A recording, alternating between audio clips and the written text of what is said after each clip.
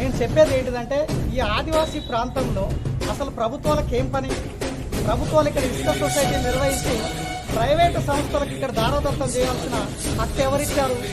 భారత రాజ్యాంగంలోని 5వ షెడ్యూల్ని అనుసరించి రాష్ట్రపతి, గవర్నరు, ఐటీడీఏ పిఓ ద్వారా ఈసా గ్రామ సభలు నిర్వహించి తీసుకోవాల్సిన నిర్ణయాలని తెలంగాణ రాష్ట్ర ప్రభుత్వం ఇష్టారీతిన ఒక పాలసీ రూపొందించి ప్రజలపైన రుద్దడానికి వాళ్ళెవరు?